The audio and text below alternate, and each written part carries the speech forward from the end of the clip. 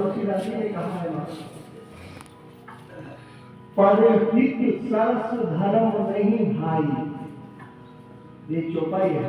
रामायण पढ़ते हो कभी? गाँव में होती है रामायण का पाठ? कभी नहीं हुआ? होता है रामायण, बहुत अच्छी बात है। रामायण जो है ना, रामायण तो बहुत कम होती है ना, रामचरित्र मानस होती है तुलसीदास जी की जो लिखी हुई है, वो रामायण और रामचरित्र मानस दोनों में भी अंतर है। रामायण वाल्मीकि जी ने लिखी है जो संस्कृत में है, और रामचरित्र मानस बाबा तुलसी जी ने लिखी है जो उन्हीं की भाषा में है, अवधी भाषा में। किसमें? अवधी भाषा। लेकिन बाबा जी एक एक चौपाई महामंत्र है। क्या है? मंत्र है, वो चौपाई नहीं है। क्या है? मंत्र। एक मंत्र का जाप भी प्रतिदिन आप कर लीजिए तो मंगल हो जाएगा, पूरी रामायण की जरूरत नहीं। और जिस घर में रामायण होती हो, रामचरित्र मानस प्रतिदिन गाई जाती हो, वहां तो पृथ्वी पर रहते हुए स्वर्ग हो जाता है, क्योंकि वहां बाबा ने दर्शाया है कि मानव जीवन चरित्र क्या है।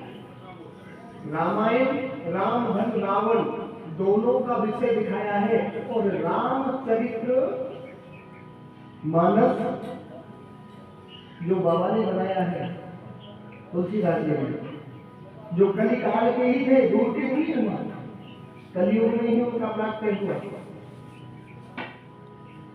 एक से बड़ा विद्वान है वहां बाबा तुलसीदास जी की औकात क्या थी, लेकिन जिस समय इसको लिख करके उन्होंने जाकर के चित्रकूट पर दिया, कहा कि इसका एक बार पाठन हो जाए। देखिए, कभी कोई कुछ चीज लिखता है और उसका गान ना हो तो उसका लिखा हुआ व्यर्थ है। कवि को कब आनंद प्राप्त होता है आप जानते हैं? जब उसकी लिखी हुई कविता गाने लगे, लोग गाने लगे, उसकी सराहना होने लगे। वैसे ही ये हमारा जीवन भी एक कविता है।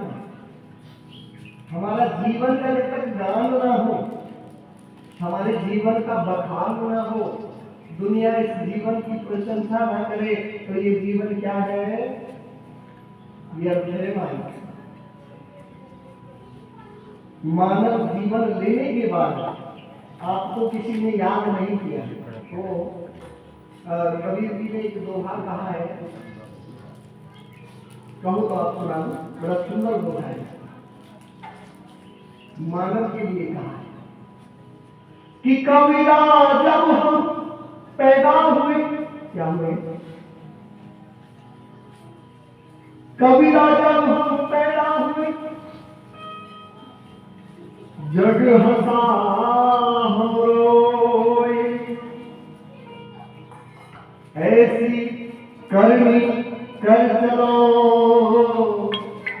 कि हम हंसे जग रोए। आए थे तो क्या हुआ था? जब संसार में हम आए तो क्या हुआ? हम रो रहे थे और जग हंस रहा था।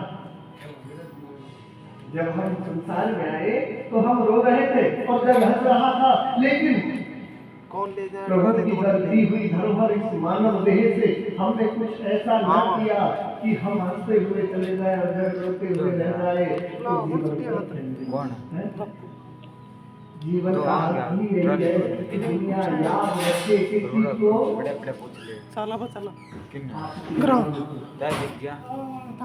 नाम ही रह जाता है ना। ये शरीर तो नाशवान है, शरीर मिट जाता है, जीव को पुनः शरीर प्राप्त हो जाता है, लेकिन जो नाम होता है ना, वो क्या है? अमर है। नाम क्या है?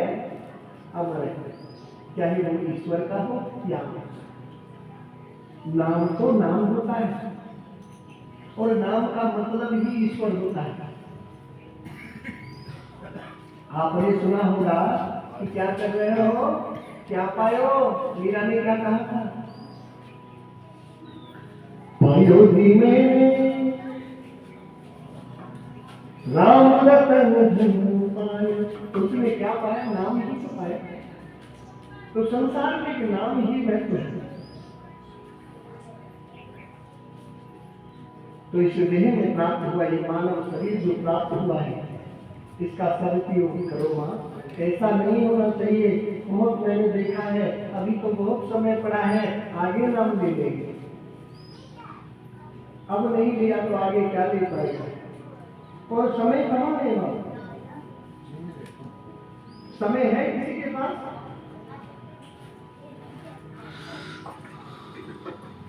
कहते हैं कि पल भर का ये नहीं पता है कि कब किस समय क्या हो जाए।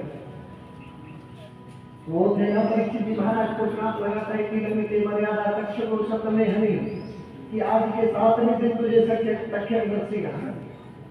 उन्हें पता था कि आज से 7 दिन में मेरी मृत्यु है, 7 दिन बाद में मरूंगा। हमें तो ये भी नहीं पता कौन से सेकंड हमारे प्राण निकल जाए। हम तो इतने अभागे हैं वहां। और श्राप उसे नहीं, हमें भी लगा हुआ है। आप क्या समझते हो आपकी आयु कितने दिन की है?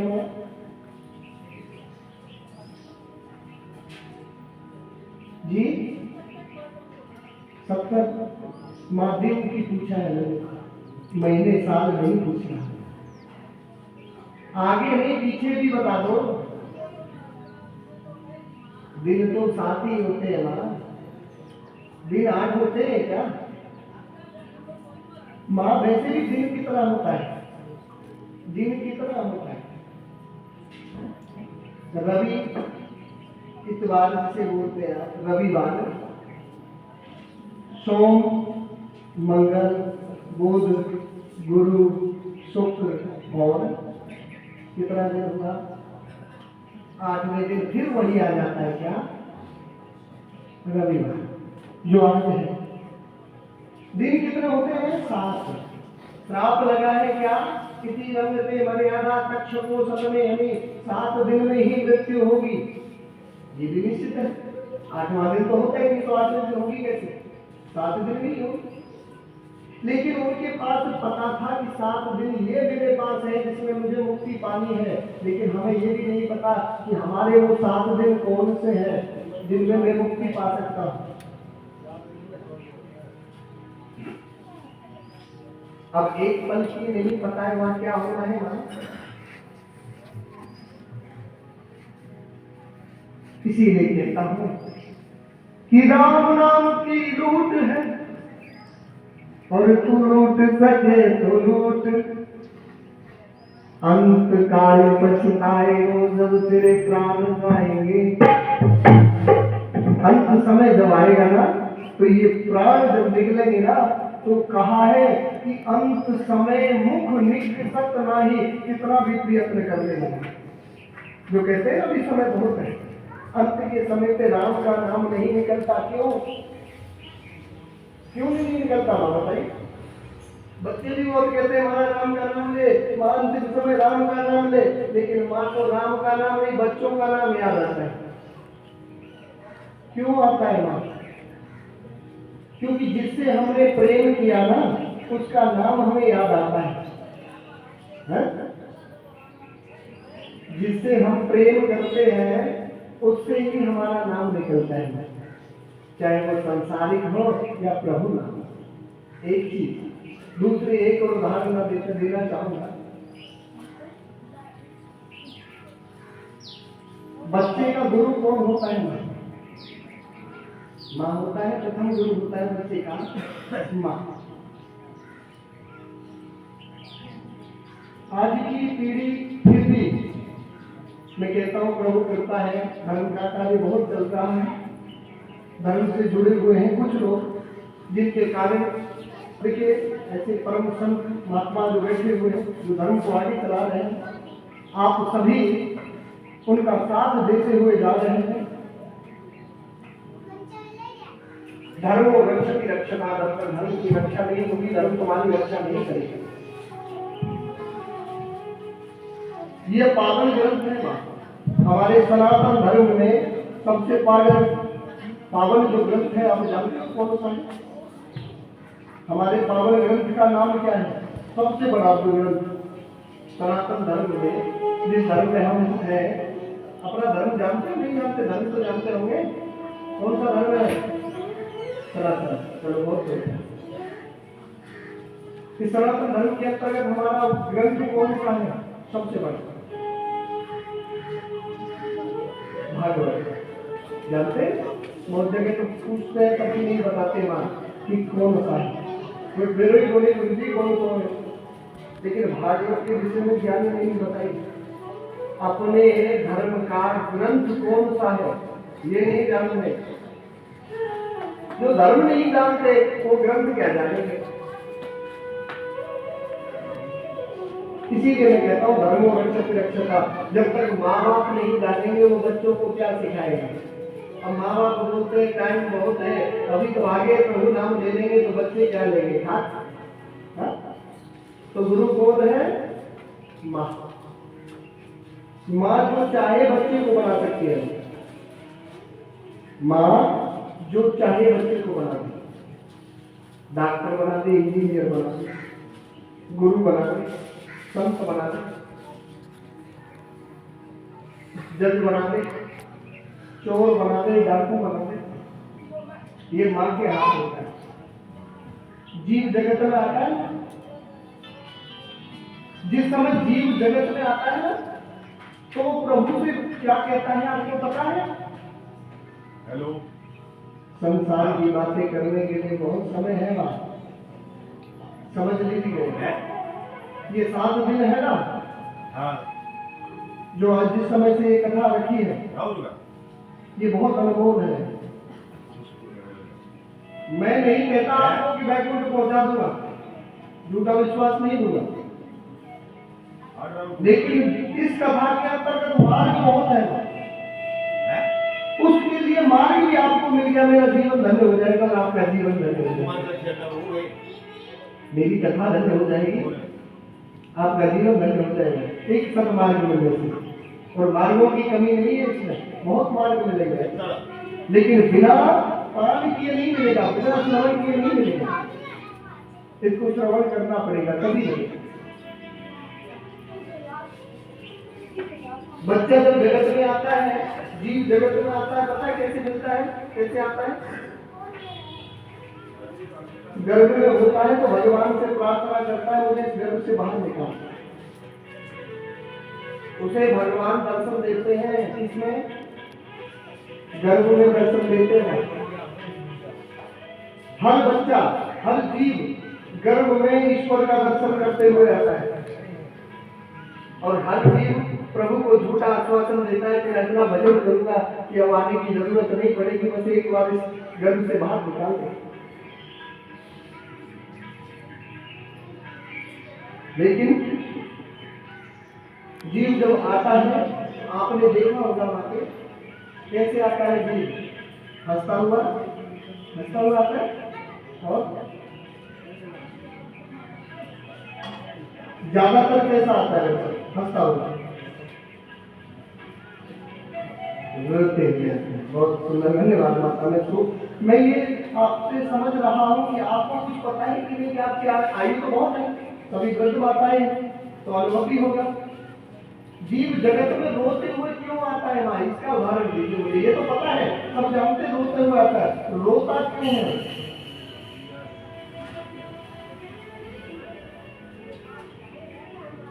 रोने का भाव क्या है उसका? माँ, जीव कुछ कहना जानता नहीं, जीव कुछ कहना तो जानता नहीं। तो जिस समय वो बाहर आता है तो प्रभु के लिए रोता हुआ आता है। क्या करता हुआ? वो प्रभु के लिए रोता हुआ आता है कि प्रभु आपका धन्य हो, आपका बहुत बहुत धन्यवाद हो, आपने मुझे नरक से बाहर निकाला, इस गर्भ से बाहर। एक बात तो बताओ, करुणा के जो आंसू होते हैं ना, मेरे भगवान को बहुत बहुत प्रिय होते हैं। और बच्चा करुणा के आंसू लेके आता है, बच्चा नहीं जीव, बच्चा नहीं आता, जीव आता है। आत्मा तो परमात्मा और परमात्मा तो परम गति। इस संसार में बच्चा नहीं आया, क्या आया? एक जीव आया जो परमात्मा से दूर होकर के इस संसार में गिरा। तो वो रो रहा है, किसके लिए? उस मालिक के लिए, अपने पिता के लिए कि तूने मुझे अपने से दूर कर दिया। हे प्रभु, तुम्हारा इतना भजन करुणा वाले की जरूरत नहीं पड़ेगी। वो उस करुणा के नेत्रों से अश्रु बहा करके दर्शाता है। लेकिन क्या करते हैं सांसारिक लोग? रो कोनी बेटे, जो चाहिए तो ले ले। अभी बच्चे को सिर्फ रोना बंद नहीं कराया था, परमात्मा से दूर करना प्रारंभ कर दिया माने। क्योंकि वो रो रहा था तो परमात्मा को याद कर रहा था। तुम क्या सोचते हो बच्चा आपके लिए रो रहा है? ना, उसे तो ज्ञान ही नहीं है आप कौन हो। आपका ज्ञान है उसे कौन हो। माँ उसे 6 महीने तक बताती है मैं मम्मी बोल, क्या मम्मी, तब जाकर तो उस बच्चे को ज्ञान होता है ये मेरी माँ है। जब उसे ज्ञान ही नहीं आपके लिए तो रोना किस चीज का है? वो रोता है उस ईश्वर के लिए, उसे अपने परम पिता परमात्मा के लिए। हे प्रभु, आपने ये जीवन दिया, आपका बहुत बहुत धन्यवाद। कभी देखा है कटरे को रोते हुए? कटरा रोता हुआ देखा है कभी? है जन्म लेते हुए कटरा रोता है कभी? ये मानव के ही पास है बुद्धि, जिसके कारण वो बोल तो सकता नहीं, क्योंकि विवेक नहीं है, ज्ञान की उत्पत्ति विशेष नहीं है। लेकिन इतना अनुमोदन है कि परमात्मा ने कृपा की है, इसलिए उनके लिए करुणा के आंसू बहता है। लेकिन माँ दूर कर देती उस करुणा के आंसू से। माँ पिता ये क्या है? माया है। माँ कौन है? माया। पिता कौन है? माया। भाई कौन है? माया। क्योंकि शरीर का ही तो नाता है, आत्मा का तो कोई नाता होता ही नहीं ना। और जिससे शरीर का नाता है वो तो माया है, क्योंकि शरीर भी तो एक माया है। शरीर भी तो अपना नहीं माँ, इसे भी तो समाप्त हो जाना है। और जो माया की चीज है वो समाप्त हो जाती है, और जो प्रभु की चीज है वो कभी समाप्त नहीं होती। प्रभु की चीज क्या है? प्रभु की दी हुई धरोहर हमारे पास क्या है? नहीं पता? जोर से बोलो ना, बहुत धन्यवाद है आपका। आप जानते हो तो जोर से बोला करो। आत्मा ऐसे प्रभु की दी हुई धरोहर है हमारी आत्मा, ये कभी मरती ना। गीता में भगवान ने कहा है, नैनम छंदम शस्त्राणि नैनम दहत पावका ना खले दियंतापु मासुष्यति मारुता। आत्मा को ना शस्त्र काट सकता है, ना अग्नि जला सकती है, न वायु सुखा सकती है, न जल भिगो सकता है। क्यों? क्योंकि आत्मा तो अजर अमर अविनाशी है। और शरीर तो नाशवान है ना, इसका तो नाश होना है, इसको तो मिट जाना है। तो बंधन किसका है? माया का। भाई भी माया, बहन भी माया। और देखिए, माँ सबसे पहले माया से परिचय कराती है जीव का। मैं कौन हूँ? विचार। मैं कौन हूँ? मम्मी हूँ। विचार। पापा हूँ। बेटा। चाचा हूँ। अंकल। हम तो इंग्लिश वर्ड बोलते हैं। चाचा भी खत्म हो गया, अब तो अंकल आ गया। पापा पिता खत्म, डैड आ गया। मम्मी खत्म, होम आ गया। शब्द ही देखिए, मैंने क्या कहा था, नाम की महिमा है। अगर नाम सही नहीं है, यथा नाम तथा गुण। पहला नाम क्या हुआ करता था? राम भरोसी, जयराम, सियाराम, भगवान दास, रामदास है। मन में भाव भी हुआ करता था। माताओं का नाम कलावती, लक्ष्मी, सरस्वती, ये माताओं के नाम थे। हृदय में भाव था, प्रेम था। नाम गया, समझ लो प्रेम गया। ना तो नाम में दम रहा, ना प्रेम में दम रहा। राम नाम लिखो नहीं कि ओ हर सोहित, वही बात हो गई। कैसे चलेगी देख गए खाली खेत जैसे। मूली कैसी होती है पता है आपको? मूली अपने धन को छुपाती है। क्या करती है? छुपाती है कि नहीं छुपाती? मिट्टी के अंतर्गत ऊपर क्या होता है? पत्ते ऐसे फैल जाते। मेरे पास तो कुछ है ही नहीं है? आदमी तो बड़ा चतुर है, कान पकड़ा बोले तेरे पास क्या है मैं देख लेता हूँ, फर्ज उखाड़ दिया है, खत्म, नाम निशान ही खत्म। ऐसा ही जीवन चला जाएगा। यम के दूत आएंगे कान पकड़ के ठोर ले जाएंगे, नाम भी खत्म, शरीर भी खत्म और कुछ भी रहे नहीं।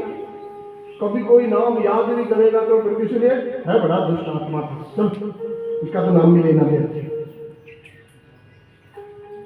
लेकिन कोई शुद्ध आत्मा होता है, संत होता है, भगवान का भक्त होता है, 100 साल का भी हो जाए ना तो उसके लिए भी दुख होता है। नहीं पति बराबर जी जाता कम से कम बड़ो भरवादी नहीं हुई है। तो नाम की महिमा पार। माँ ने नाम सिखाया कैसा? फूफा बोल, नाना बोल, यानी कि संसार के जितने नाते थे सबसे अवगत करा दिया।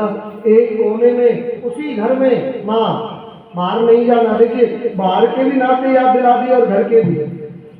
बाहर तक घूम के आ गए, नाना फूफा भूपी चाची ताऊ सबके पास। लेकिन एक कोने में घर में रखे ठाकुर की जो मूर्ति है, कोई तस्वीर है, कोई मंदिर है या कोई दरबार है, उसकी तरफ उंगली पकड़ के कभी नहीं ले गई कि ये भी तेरा है।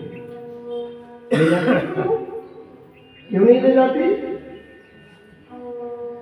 नहीं मां, ले जाना अलग बात है, उसे परिचय कराना अलग बात है। जैसे आपने परिचय कराया ये तेरा चाचा है, तुमने कभी परिचय कराया ये भी तेरा है? हाँ तो यही तो कमी है ना। नहीं मंदिर में गई भगवान ने बेटा ढोक दे, और घर में बेटा मैं तेरी माँ हूँ, ये तेरे पिता है, ये तेरे चाचा है। सबसे तो अवगत तेरा कह के कराया ना, तो बच्चे को अवगत कराना चाहिए था ये भी तेरा है। देखिए फिर देखिए बच्चे का हाथ, एक बार गोविंद से हित लग गया, एक बार धर्म से हित लग गया, एक बार आपके अपने अस्तित्व वर्चस्व, बच्चा अपने आप को पहचान जाए तो फिर बच्चा क्या नहीं कर सकता? क्या भगवान नाम लेने वाला बच्चा कलेक्टर नहीं बन सकता? मैं ये कहता हूं जज की पोस्ट छोड़ करके वृंदावन में नथ डाल करके मां जज भी बोलते हैं, यानी कि जज की पदवी छोड़ करके, सोचने वाली बात है, नाक में नथ डाल के साड़ी पहन के सोले श्रृंगार करके काना को ढूंढते हैं वहां। मुझे तो नहीं लगता कि अगर प्रभु नाम में इतनी दम है, सोचने वाली बात है मां कि जज भी छोटा पड़ेगा उसके सामने। जिस चीज से अवगत कराना चाहिए वो चीज छोड़ दो। बच्चा बड़ा होता है, माँ कहती है मानेगी वो नहीं, कैसे मानेगा? बुलाना किसने सिखाया? माँ ने सिखाया। एक दिन बच्चा माँ को भूल जाता है तो कौन सी बड़ी बात है? तुम्हारा तो संसार का नाता है, उससे तो जन्म जन्म का नाता है माँ, हर जन्म में उससे मिलना है। जब तुमने उसे भुला दिया, तुम्हारा तो कुछ दिन का नाता है, शरीर का, तुम्हारा शरीर है तब तक नाता है, मेरा शरीर है तब तक नाता है, खेल खत्म कैसा है? कितनी बार ना जाने मैं आपका बन गया हूं और आप मेरे बन गए हो, ना जाने कितनी बार। जो पिता के यहां मैंने जन्म लिया, ना जाने वो कितनी बार मेरा बेटा बन के हो गया हो पहला।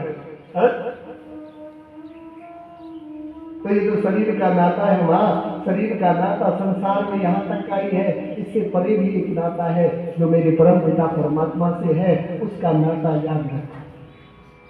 अगर उसके लिए देर करते रहोगे तो एक समय ऐसा आ जाएगा कि अंत समय मुख लिख सकना ही, खाली कागज के समान चले जाओगे, कोरे कागज के समान, पशु के समान। पशु भी नहीं कह सकता, उससे भी गिरे हुए। पशु में तो बुद्धि नहीं है, नहीं वो तो अपनी गति करा ले। आप तो पशु से भी नीचे गिर गए। कि बुद्धि ज्ञान विवेक सब होते हुए भी आप ईश्वर का नाम नहीं ले पाए। बहुत लोग कहते हैं समय नहीं मिलता, दिन भर लगे रहते हैं कि भगवान नाम कब लेंगे। अरे भगवान नाम लेने के लिए भी समय चाहिए क्या है? बाबा जी कहते हैं भाव कुभाव अनख आलस हूं। किसी भी स्थिति में भाव से लो, कुभाव से लो, अनख से लो, आलस से लो। आलस का मतलब खाट में सोते सोते रहने, कोई दिक्कत नहीं। चलते चलते, घूमते फिरते, नाचते गाते, खाते पीते, करते धरते भी ले सकते। भोजन बना रहे हो और प्रभु का नाम जिब्या पे हो तो समझ लीजिए वो भोजन नहीं होता, वो क्या बन जाता है? प्रसाद हो जाता है। और प्रसाद चीज कैसी होती है मां? आपने तो छकी होगी। कहते हैं भाई प्रसाद तो कितना भी खा लो मन भरता ही नहीं। क्यों नहीं भरता? क्योंकि इसमें प्रभु नाम होता है ना मां। जिसमें प्रभु का नाम होता है वो सदा आनंद देने वाली होती है। उससे ना तो मन भरता है, ना शरीर भरता है, ना आत्मा भरती है। इसीलिए प्रभु नाम कितना भी लो आनंद ही देने वाला है, कुछ हानि नहीं देगा, बहुत ही आनंद देने वाला है। बहुत लोग तो ये भी कहते सुना है कि जब से परमात्मा का नाम लेने लगे हमारा जीवन निकल गया, हम तो ऐसे की ऐसे ही हैं, कुछ फायदा तो नहीं। वो तो कभी नाम नहीं लेता, उसकी तो देखो 3 मंजिल कोठी भी बन गई, धन बहुत भरा पड़ा है। और हम तो नाम लेते लेते जीवन निकल गया, हमारा तो एक कमरा थे, दूसरा कमरा भी कोई नहीं बने। इसमें देखिए जीव क्या करता है कि भगवान को दोषी बना देता है, लेकिन इसमें परमात्मा का क्या दोष है मां? जीव तो कर्म का पाता है, जीव तो कर्म का पाता है। मैं नहीं कहता कि इस जीवन में आपने ना किया हो बुरा कर्म, नहीं पता, लेकिन संस्कार तो पूर्व जन्म तक होता है ना। जब वो थे भीष्म पितामह, पितामह भीष्म को जानते हो, महाभारत में थे, पांडवों के क्या थे? दादा, पांडवों के दादा थे वो, तापश्री। तो उनको जब शेष सैया पर सो रहे थे तो जब भगवान श्री कृष्ण मिलने के लिए आए तो उन्होंने पूछा कि मुझे 100 जन्मों की याद है, मैंने कोई पाप नहीं किया, तो ये किसकी सजा मिल रही है? 18 दिन से मैं इसमें झूल रहा हूं सैया पर, मेरे रक्त का एक एक कण निकल गया लेकिन मेरी श्वास नहीं जाती। क्या कारण है? मैंने तो कोई बुरा कर्म नहीं किया। तो मेरे परम पिता परमात्मा ने कहा आपने 100 जन्मों का देख लिया, लेकिन उससे अगला जन्म मैं दिखा देता हूं आपको। तो 101वां जन्म दिखाया। तो उन्होंने क्या किया, एक सर्प को उठा करके बाण से और ऐसे फेंक दिया और वो जाकर के झाड़ी पर जा गिरा। बेरी समझ लो, झाड़ी समझ लो या कांटे का बबूल समझ लो। और उस सर्प में इतने कांटे लगे जितने भीष्म पितामह के शरीर में बाण लगे थे। वो इस प्रकार मरा कि उसका रक्त का एक एक बूंद निकल करके सूख सूख करके जितने दिन तक वो सूख करके मरा उतने ही दिन भीष्म पितामह सैया पर लेटे रहे।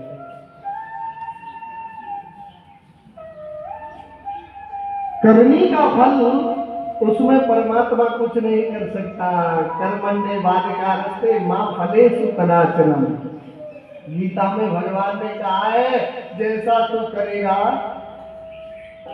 वैसा तुझे मिलेगा, चिंता ना कर। सत्कर्म कर तो सत्कर्म का तुझे मिलेगा और दुष्कर्म कर, पाप कर तो पाप का तुझे मिलेगा। जिसे वो मिल रहा है और दुष्ट प्रवृत्ति का है फिर भी धन बहुत होता हुआ जा रहा है, समझ लो उसके पूर्व जन्म के संस्कार चल रहे हैं। उसके पूर्व जन्म के संस्कार जो पुण्य है वो जोर मार रहे हैं। कब तक जोर मारेंगे? जिस दिन आएगा नंबर पाप का तो उस दिन हिसाब एक एक का ले लिया जाएगा, एक एक कर का हिसाब आएगा। ऊपर से बहुतों को आपने देखा होगा, पिता इतने बड़े धनाढ्य थे, दादा इतने बड़े धनाढ्य थे, नाम था उनका धन दूर दूर तक लुटाया जाता था, और उनके बेटे क्या, बस बेटे के बेटे हुए, घर में देखो तो खाने के दो दाने भी नहीं। देखा होगा एक आध दो घर को सब जगह मिल जाते हैं।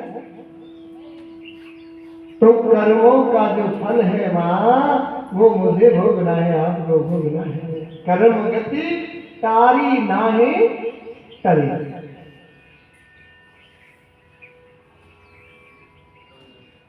गुरु वशिष्ठ ब्रह्म से योगी शोध की लगन धरे। कौन? वशिष्ठ किसकी लगन धरे? शोध के लगन धरे कि राज गद्दी पर बिठा दिया जाए राम को, पर कर्म गति तारे नाय तरे। गद्दी नहीं मिली, वन में जाना पड़ा, कोई रोक नहीं सका। सीता जी वन वन में डोली भगी, कर्म गति तारी नाय कोई नहीं कर सकता। जो किया है वो तो भरना पड़ेगा। तो इसीलिए कहता हूं कि नाम सुमरण कर लो, क्योंकि नाम सुमरण नहीं होगा तो मैया कल्याण नहीं होगा। 88,000 ऋषिगण ने सारे क्षेत्र में इसी प्रकार विराजमान है। रोज भगवान की चर्चा करते, प्रभु नाम गुणगान गाते, सुबह सुबह नित्य क्रिया में निवृत्त होते, 3 प्रकालदर्शी 3 समय की संध्या वंदन करते। संध्या वंदन जानते? संध्या प्रभु नाम को ही कहते हैं। त्रिकालदर्शी 3 समय की, सुबह दोपहर शाम।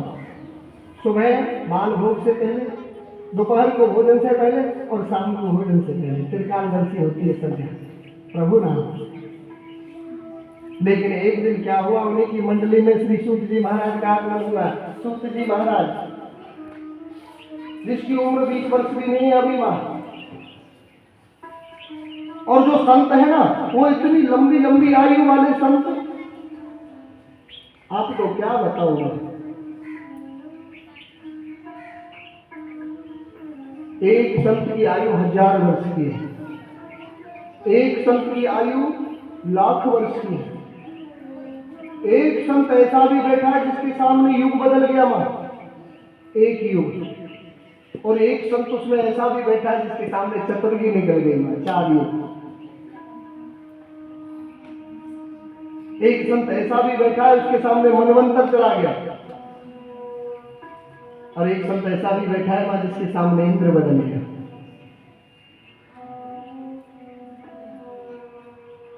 इतनी लंबी आयु वाले संतों के सामने कितनी बड़ी उम्र वाला आया, अभी 20 वर्ष की आयु भी पूर्ण नहीं हुई। सूत जी महाराज ये वेद व्यास जी के शिष्य है मां। किसके? वेद व्यास, भगवान श्री नारायण के अवतार हैं वेद व्यास।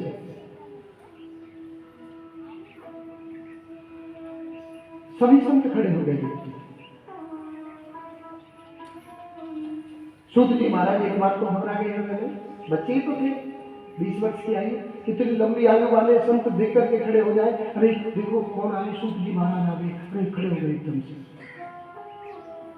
सूत जी महाराज सोच के आए थे कि भाई यहाँ पर बड़े संत हैं, सबके दर्शन करेंगे, और वो संत खड़े हो जाए देख करके। खड़ा होना एक सम्मान देना है मां। खड़ा होना क्या होता है, आपने देखा होगा जब कोई MLA MP आते हैं तो लोग वहां बैठे होते एकदम से खड़े हो जाते हैं, कोई वो आगे खड़े है, तो वो सम्मान होता है पद का। और वही व्यक्ति अगर किसी पद पर ना हो और आपके गांव में यूं घूम रहा हो तो खड़े होंगे क्या? कौन खड़े हो? पद के लिए ही तो खड़ा हुआ जाता है। देखा, अरे मैं तो 18-20 साल का भी नहीं हुआ, इतने बड़े बड़े संत खड़े हो रहे हैं। हाथ जोड़ करके कहने लगे क्या कर रहे हैं आप, ऐसा ना करें, मैं तो बहुत छोटी उम्र वाला हूं। संत जी कहते हैं कि सूत जी महाराज, धन वृद्धा बल वृद्धा, धन वृद्धा बल वृद्धा आयु वृद्धा तथैव ते सर्वेपि ज्ञान वृद्धा किंकरा शिष्य किंकरा। कोई धन में बड़ा होता है, कोई बल में, धन वृद्धा बल वृद्धा, कोई धन में बड़ा तो कोई बल में बड़ा, आयु वृद्धा सदैव च, तो कोई आयु में भी बड़ा हो सकता है। लेकिन ते सर्वेति ज्ञान वृद्धा, लेकिन जो ज्ञान में बड़ा होता है ना सुत जी, किंकरा शिष्य किंकरा, वो सबसे बड़ा होता है। और आप ज्ञान में ऐसे समझ लो सूर्य की अनंत किरणें हो, सूर्य को देखा है, लेकिन जैसे ही किरणें प्रकाशित होती हैं फिर देख पाते हो, क्यों? नेत्र से अश्रु प्रवाह हो जाता है, क्योंकि तेज प्रकट हो जाता है उसके अंदर। और जहां तेज हो जाए ना, जिसके ललाट से तेज आता हो, उनकी तरफ देखा नहीं जाता है, उनकी तरफ आंखें झुक जाती है। और आंखें कहाँ झुकती हैं मां? जिसके लिए सम्मान हमारी नजरों में हो। आंखें कहाँ कम होती हैं, कहाँ झुकती हैं? जिसके लिए हमारी नजरों में सम्मान। मंदिर जाते हो कभी? आते हो मंदिर? भगवान के आगे आंखें खोल के प्रणाम करते हो कि नेत्र बंद हो जाते हैं? बंद हो जाते हैं, क्यों? क्योंकि हमारे हृदय में, हमारे नेत्रों में, हमारे ज्ञान में मेरे प्रभु के लिए प्रेम है। मेरे प्रभु का तेज देख करके हमारी आंखें अपने आप बंद हो जाती है। और प्रभु के चिंतन में उनका भजन भी हम नेत्र बंद करके ही करते हैं, क्योंकि सांसारिक नेत्र जो है ना माँ, ये कभी हमें प्रभु से मिलने नहीं देते, क्योंकि ये माया है, इसलिए तो माया दिखाता है और माया में लगाता है। ये जो नेत्र है ये क्या है? माया चक्षु। लेकिन एक हमारे पास और भी है। नेत्र कितने होते हैं हर जीव के पास? कितने नेत्र हैं? 2 पुत्र 3 नेत्र हैं। भोले बाबा देखो ना, देखो भोले बाबा देखो कभी, कितने नेत्र होते हैं? तीसरा कहाँ होता है? होता है दोनों मस्तिष्क के बीच, दोनों नेत्रों के बीच मस्तिष्क में तीसरा नेत्र होता है ना, उसे बोलते हैं ज्ञान चक्षु। क्या बोला जाता है? ज्ञान चक्षु। और मैं उसे कहता हूं परमात्मा, जिसको कहते हैं आत्मा। आत्मा का स्थान कहाँ है? दोनों भृत्यों के मध्य जो है, जहाँ हमारा हाथ सुबह सुबह चंदन घिसते ही अपने आप पहुंच जाता है, क्योंकि उसे पता है मेरा परमात्मा कहाँ है। हम तो जानते ही नहीं हमारा परमात्मा कहाँ है। बहुत तो कहती है हृदय में है जी यहाँ। अरे यहाँ तो मन भरा पड़ा है माँ, यहाँ ठाकुर कहाँ बैठेगा? है? ईश्वर किसे कहते हो आप? ईश्वर को कभी जाना है? नेत्र बंद करके बैठ के किसे कहते हो ईश्वर? नहीं, वहां भगवान नहीं है। हरे राम राम। ईश्वर अंश जीव अविनाशी कहाँ है? ईश्वर अंश जीव अविनाशी। ईश्वर तो हर जीव में है। वहां कहाँ ढूंढ रहे हो? आपके सामने ईश्वर बैठा है और आप वहां ढूंढ रहे हो? अरे इसी को ढूंढ लो अपने अंदर। कभी अंधेरे में बैठ करके सोचना मैं कौन हूं, क्या हूं मैं, जिसके लिए मैं बार बार कहता हूं मैं, मेरा, मेरी, मेरी, मैं। क्या है ये? हाथ है? मैं हाथ होता है क्या? लेकिन बहुतों का देखा होगा हाथ नहीं होते, लेकिन फिर भी वो मैं है, उसके अंदर भी मैं है। तो फिर क्या है? पैर? लेकिन बहुतों के पैर भी नहीं होते मां। क्या है? आंख? आंखों में, लेकिन नेत्र भी तो नहीं होते। बहुत बहरे भी होते, गूंगे भी होते। तो फिर मैं क्या हूं? क्या हूं मैं? बैठा भी जब ये चला जाता है ना, इसके अंतर्गत से भगवान तो मैया इसको कोई 1 घंटे भी नहीं लगता घर में, इस शरीर को जिसका हम नहीं करते हैं हम, कि जिसके लिए मेरा मेरा करते हैं हम, 1 घंटे में इस चीज का भी अनुभव किया है मैंने। बहुतों को देखा है ये मेरा है। मैं भी गया था वहां, मेरा शिष्य था वहां, मैं आपसे झूठ जाता, 22 साल की आयु थी, मेरा अपना ही शिष्य था। बहुत प्रेम करते थे घर वाले, बहुत ज्यादा। मैं भी बहुत अनंत प्रेम करता था, मैं सत्य कहता हूँ। यही हिसाब मेरी कथा हो रही थी। मैंने कहा बेटा चल मेरे साथ कथा में, तो मेरे साथ बहुत रहता था। बोले गुरुजी शादी आ रही है, पंचाई कर रहा था, तो पापा बोल रहे हैं कि शादियों में बहुत मिल जाएगा, तो 2 शादी है, 2 शादी में यही 15-20 हज़ार के सीधे हो जाएंगे, आपके साथ जाऊंगा 5,000 मिलेंगे क्या है। फिर मैं भी ज्यादा जोर नहीं देता था मैं, क्योंकि आज के समय में जितना प्रभु राम की जरूरत है उतनी ही प्रभुता की भी जरूरत है। प्रभुता जानते हैं किसे कहते हैं? पैसे। जितना प्रभु नाम की जरूरत है उतनी ही प्रभुता की, क्योंकि बिना प्रभुता के जीवन नहीं, और प्रभु नाम के बगैर भी जीवन नहीं। दोनों के बगैर जीवन नहीं, बेकार है। अगर धन नहीं है तो भी जीवन बेकार है, और नाम नहीं है तो भी जीवन बेकार है। तो मैं ये भी नहीं कहूँगा कमाओ नहीं, कमाओ जरूरी है, लेकिन कमाने के साथ साथ प्रभु नाम में भी निकालते मत हो रहा। गऊ है, गौदान के लिए निकालो, गौशाला में थोड़ा बहुत दान करते रहो, थोड़ा मंदिर में दान करते रहो, थोड़ा संतों को दान करते रहो। कोई बाबा जी आवे तो दे दे, कोई भिखारी आवे तो दे दे। आजकल तो मैं भिखारियों को देखता हूँ, घरों पे जाए कोई चुटकी भर चून तो दे, तो नहीं बोले है मीडो ने। बहुत माताओं को मैंने देखा है, बड़ी बुरी तरह से कहती है, कमाए कौन जाए थे, लेकिन थोड़ा सा उम्र का थोड़ा हो, ऐसे कोई 30 साल के 35 साल के बीच में, फिर देखो माता कमाए तो कौन जाए है। मीडो ने 1 चुटकी आटा देना था और 4 बातें सुना दिया, फिर वो आटा भी नहीं लगता वहां, देना भी करते हैं। अगर देना है तो कहते हैं दान देते समय अगर आप सीधे हाथ से दान कर रहे हो तो उल्टे हाथ वाले को पता नहीं चलना चाहिए कि हमने कितना और कब कैसे दान कर दिया। दान देके भी भूल जाना चाहिए, ये भी नहीं उसे याद रखो। अगर हमने 2 बार दिमाग में घुमा दिया ना कि वहां हमने 500 रुपए दान किया, तो वो व्यर्थ है। दान का विशेष महत्व तो ये होता है ना। तो इसलिए प्रभु नाम चिंतन जरूरी है। आ गए बाबा जी, कितनी आयु? 20-18 साल। सभी संत खड़े हो गए। आप तो करोड़ों सूर्यों के समान हो, किरणों के समान हो, किरण तो सबको प्रकाशित करती है, आप भी प्रकाशित हो, इसलिए प्रभु गद्दी दिया उसके लिए। 18 वर्ष की आयु के श्री सूत जी महाराज के लिए गद्दी बनाई, गद्दी पर विराजमान किया। और एक संत ने खड़े होकर के उनसे कहा, प्रभु हम ये देख रहे हैं कि कल काल आने वाला है। कल काल जानते हैं? कलयुग। कलयुग आने वाला है, धीरे धीरे पाप बढ़ता जा रहा है।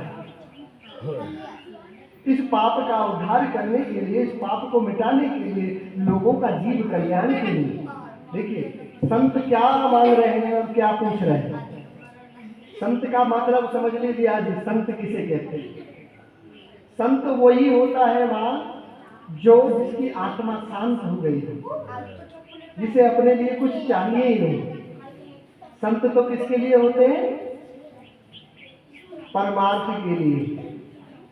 संत तो औरों का परमार्थ करते हैं माँ, आपके लिए जीवन जीते हैं, आपकी सुंदर कामनाओं की इच्छा करते हैं। संत कभी अपनी इच्छा नहीं करता, और जो संत अपने लिए इच्छा करने लग जाए तो समझ लीजिए वो संत नहीं है। क्योंकि संत ना छोड़े संत ही, और चाहे कोटन मिले असंत। संत अपनी सुंदर भावनाओं को नहीं छोड़ सकते, चाहे कुछ भी हो जाए। संत कभी किसी को मां दुखी नहीं देख सकते, किसी को पीड़ा में नहीं देख सकता, संत है तो। और संत बहुत कम होते हैं, बड़ी बड़ी कृपा हो प्रभु की जहाँ परम संत कोई विराजमान है। क्यों? क्योंकि बाबा तुलसीदास जी कहते हैं कि संत मिलन और हरि कथा तुलसी दुर्लभ दो। क्या? संत मिलन और हरि कथा तुलसी दुर्लभ दो, और शुद्ध धारा और लक्ष्मी तो पापी की घर। एक तो संत का मिलना दुर्लभ है और दूसरा प्रभु की चर्चा दुर्लभ है। कलिकाल में ना तो संत मिलेगा, ना प्रभु की भक्ति मिलेगी, प्रभु चर्चा मिलेगी, और ये दोनों एक साथ मिल जाए तो समझ लीजिए जीवन सार्थक हो गया, शुभ कार्य की ओर, शुभ मार्ग की ओर जाना है। ये प्रभु की कृपा है। तो इसलिए प्रभु नाम सुमरण करना सर्वोपरि है। लेकिन हम देख रहे हैं लोग खा रहे हैं, पी रहे हैं, नाच रहे हैं, गा रहे हैं, और इसी प्रकार अपने जीवन को नष्ट करके मृत्यु की ओर जा रहे हैं मां। इसलिए हे सूत जी महाराज, जगत में जीव जन्म लेकर के मृत्यु को प्राप्त हो रहा है, उसके लिए कोई सुंदर उपाय ऐसा बता दीजिए जिससे जीव का कल्याण हो जाए।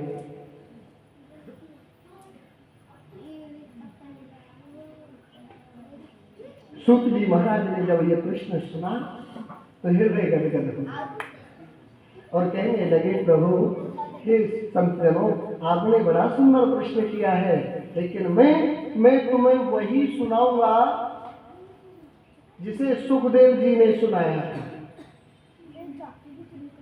तो सर्वप्रथम सुखदेव जी के चरणों में प्रणाम करते हैं मां। अब देखिए सूत जी महाराज, जिनके लिए इतनी लंबी लंबी आयु वाले संत प्रणाम कर रहे हैं, अपना सर्वस्व न्यौछावर कर रहे हैं, और वो सूत जी महाराज किसी और को प्रणाम कर रहे हैं, तो मतलब सुखदेव उनसे भी बड़े संत हैं। आइए थोड़ा परिचय करा देता हूं मैं सुखदेव जी से आपका, कि सुखदेव कौन है। कियं प्रव्रजं तमते कृत्यं। कौन है सुखदेव जी? द्वैपायनो विरह कातराजुहाव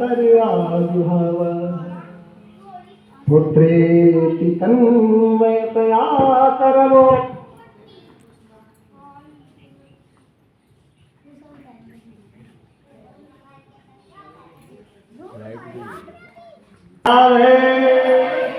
ऐसे आनंद आता है।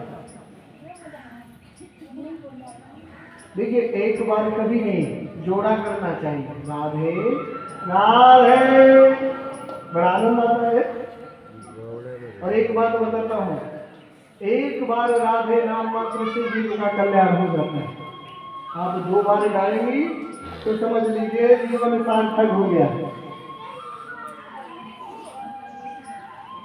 सुखदेव जी कौन है? यम प्रव्रजं तमपेत कृत्यं द्वैपायनो विरह कातराजुहाव पुत्रेति तन्मयतया करो दुष्टम सर्वभूत हृदय मुदमानितोऽस्मि। कौन है सूत जी? सूत जी ने जन्म लिया कितनी आयु में? 12 वर्ष गर्भ में बीते। कितना? 12 वर्ष गर्भ में रहे। माँ कहती रही, पिता कहते रहे बाहर आओ, मना करते रहे नहीं आओ। क्यों नहीं आओगे? बोले माया घेर लेगी, बाहर आया तो। और मैं माया में नहीं पड़ना चाहता। बोले मैं वचन देता हूँ माया नहीं घेरेगी। बोले नहीं, तेरे वचन से काम नहीं चलने वाला। पिता से बोले मायापति को बुला करके कहे, वो मायापति आए। कौन? नारायण आए, वो हरि आए, आकर के मुझे वचन दे तो मैं बाहर आ सकता हूँ, नहीं तो नहीं आऊंगा। उन्होंने एक गर्भ को ही मंदिर बना लिया। 12 वर्ष तक गर्भ में रहे। और जब भगवान हरि आए आकर के कहा पुत्र बाहर आ जाओ। बोले नहीं ऐसे नहीं, पहले 3 वचन दो। माया नहीं गिरेगी। बोले माया मेरी है, नहीं गिरेगी। बोले माया किसी की नहीं होती, माया महाठगनी हम जानी। हम जानते हैं माया महाठगनी होती है, किसी को नहीं छोड़ती। अरे ब्रह्मा तक को नहीं छोड़ती है, तो हमारी तो औकात क्या है। ऐसे नहीं, पहले 3 वचन दो।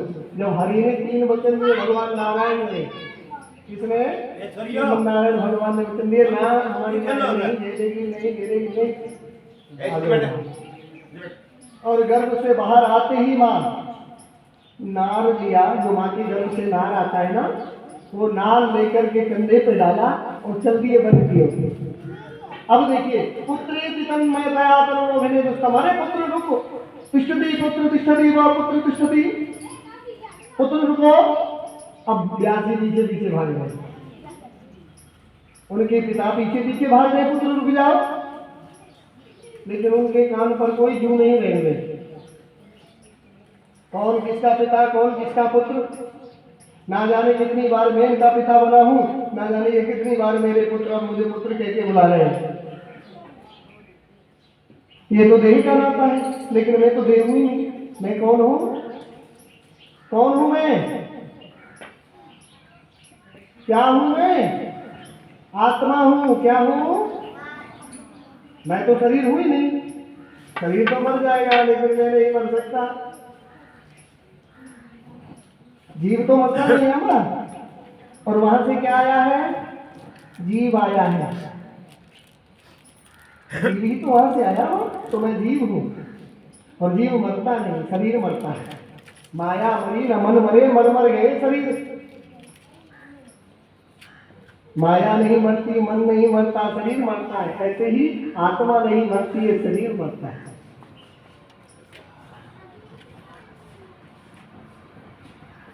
आज बड़े प्रेम के साथ जब बाहर आए, चल दिए, सीधे कहाँ वन में चले गए। पिता कहते रह गए नहीं किसी को के। और एक कमरा में प्रवेश करके भगवान का भजन करने के लिए बैठ गए। सिर्फ 4 अंगुल की एक काठली लगाई, लंगोट 4 अंगुल की, और भगवान का स्मरण करेंगे। पिता ने देखा ये आने वाला नहीं है। क्यों?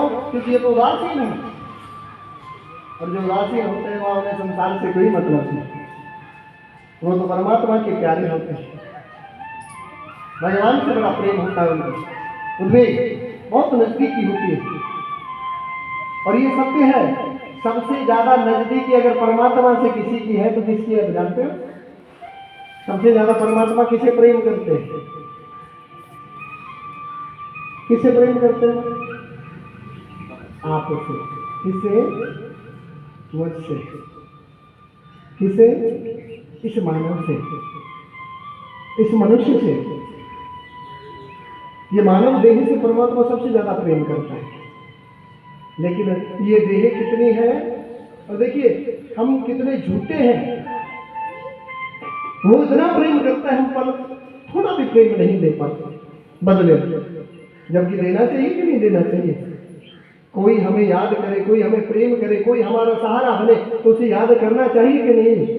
उसका सहारा बनना चाहिए। इतनी क्षमता तो नहीं है कि हम उसका सहारा बन जाए, लेकिन कम से कम इतना तो है कि हम उसको याद करते रहें। आज के समय पे कोई हमारे लिए 10 रुपए दे दे तो बार बार कहते भैया धन्यवाद, हे भैया दे धन्यवाद है।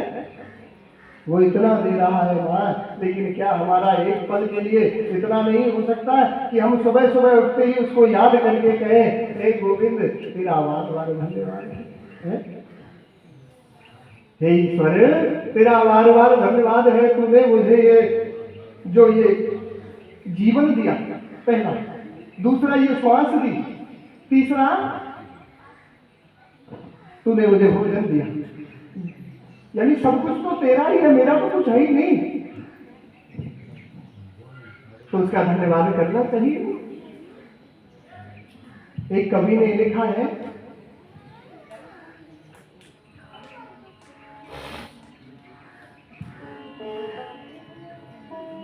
जब तेरा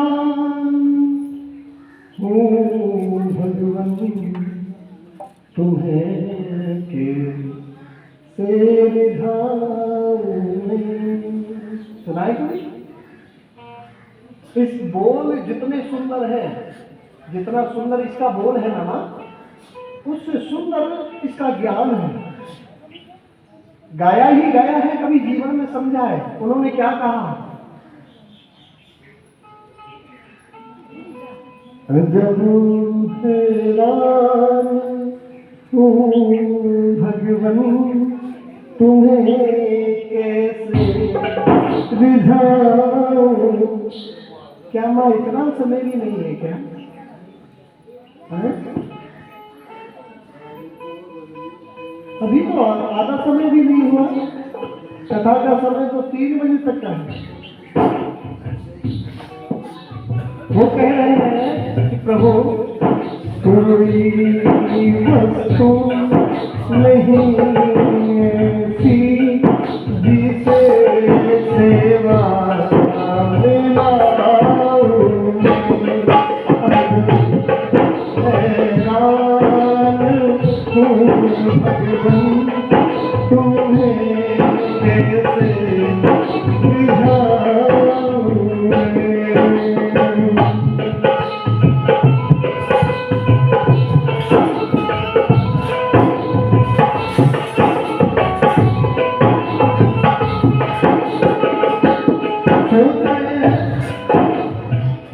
कैसे तुझे रिझाऊं मैं? मेरी समझ में नहीं आता। मैं अजब हैरान हूं तुझे सोच सोच कर। करूं किस और आवाहन कि तुम सर्वत्र व्यापी हो। करूं किस और आवाहन कि तुम सर्वत्र व्यापी हो।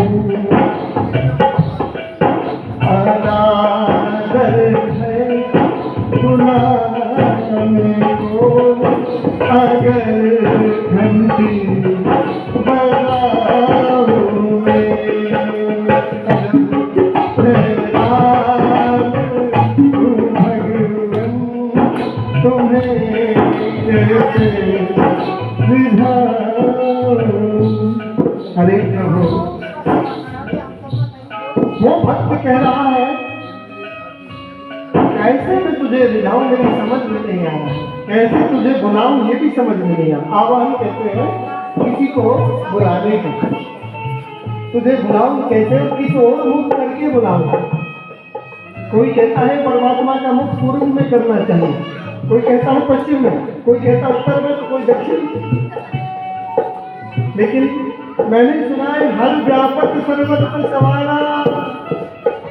क्या सुना है मैंने? हरि व्यापक सर्वत्र दसों दिशाओं में है और प्रेम से प्रकट होंगे जाना। बाबा तुलसीदास जी ने कहा है हरि व्यापक सर्वत्र समाना और प्रेम से प्रकट होंगे जाना। आप इस बेल पत्र को ही रोज पानी डालने लगे और कहो प्रभु, तो यही मुझे भगवान ने करे आवे।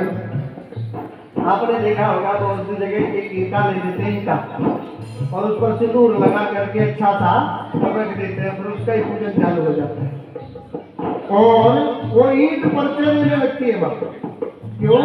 क्योंकि हमारा विश्वास हो जाता है कि इसमें भगवान है, और जहाँ मेरा विश्वास जुड़ गया समझ लीजिए, तो ईंट में, पत्थर में और तो हमारे उसमें क्या नाम है, प्रहलाद जी सुना है, उन्होंने कह दिया खम्भे में भगवान है। बताओ, खम्भे में भगवान। भगवान ने कहा है मैं किसमें हूँ? जिसमें जीवन है। जिसमें हूँ? जिसमें जीवन है। तो जिसमें जीवन ही नहीं उसमें मैं कहाँ जाऊँगा? भगवान को जीवन में प्रकट होते हैं, जीव में ही तो होंगे, चाहे वो वृक्ष है, चींटी है, कीड़ी है, आती है, कुछ भी है। तो कहने का मतलब भक्त ने लेकिन कह दिया मेरा भगवान कहाँ है? बोले पिताजी मेरे घट घट में भगवान है, भगवान मिला नहीं। और तुझ में भगवान, मुझ में भगवान, खड़क खम्भ में, इसमें खम्भो जो खड़ा है इसमें भी भगवान है। लो जी आ गया भगवान, भक्त के लिए खम्भ में खड़े हो गया। और जब खम्भ को तोड़ा देखा तो बारह वो नरसिंह भगवान बन करके निकल आए। ऐसा भगवान जी को पहली बार देखा, सिर सिंह का और सारा शरीर बन। तो कहने का मतलब तो है हरि व्यापक सर्वत्र समाना। मैंने तो सुना है आप सब जगह व्याप्त हो, तो फिर कैसे घंटी बजाऊं? बहुतों को देखा है मैंने, घंटी बजा बजा के आह्वान करते भगवान को जगाते, अरे भगवान जग जाओ, अरे भगवान। अगर वो भगवान सो गया तो आप कहाँ जाके रह जाओगे? मूर्खता है कि नहीं जीव की? अरे परमात्मा जागता रहेगा तभी तक आप जाग रहे हो। परमात्मा की नेत्र जो जैसे पलक भी लग गया ना तो प्रलय हो जाएगी। पल में प्रलय होगी, बहुत करेगा। कब सुना कि नहीं सुना? तो वो पल में ही प्रलय हो जाएगी अगर पलक भी लग गया। तो जीव सोचता है कि भगवान सो गया, लेकिन मेरी भावना है। मैंने क्या कहा है कि भगवान को भोग लगाते हो, लगाते हो घर में? वैसे ही कौन कौन माँ भोग लगाती है घर में? सही बताना, जो सुबह सुबह भगवान का भोग लगता हो जिस घर में। हाँ, जो भी है भगवान के लिए, ये नहीं कि राम जी चाहिए या भोले ही होने चाहिए, देवी होनी चाहिए। जो भी भगवान है सबका भोग लगता है। कितना कम हो जाता है जब भोग लगाते हैं भगवान का? कुछ कम हो जाता है क्या? नहीं होता। तो फिर क्यों लगाते हो जब कम ही नहीं होता?